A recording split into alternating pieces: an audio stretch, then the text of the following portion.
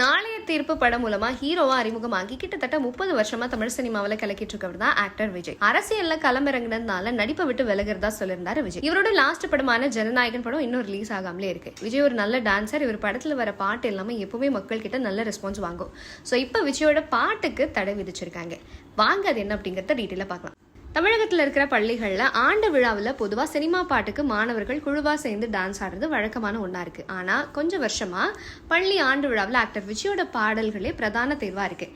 இப்போ தமிழக பள்ளிகளில் ஆண்டு விழா கொண்டாட்டங்கள் நடந்துட்டுருக்கு. விஜய் தமிழக வெற்றி கழகம் அப்படின்ற அரசியல் கட்சியை தொடங்கி வர சட்டமன்ற தேர்தலில் போட்டியிட போகிறார். இதனால பள்ளியில் நடக்கிற ஆண்டு விழாக்களில் விஜயோட பாடல்களுக்கு மாணவர்கள் டான்ஸ் ஆடுறப்போ கட்சியோட பெயரையும் கொடியையும் காமிச்சு மாணவர்கள் நடனம் ஆடுறது அதிகமாக இருக்கிறதுனால பள்ளி ஆண்டு விழாக்களில் விஜயோட திரைப்பட பாடல்களை இசைக்க வேணாம் அப்படின்னு தலைமை ஆசிரியர்களுக்கு அறிவுறுத்தப்பட்டிருக்கு. இது போன்ற சினிமா மற்றும் சீரியல் சம்பந்தமான தகவல்களை தெரிஞ்சுக்க சினி டைம்ஸ் சேனலை சப்ஸ்கிரைப் பண்ணுங்க.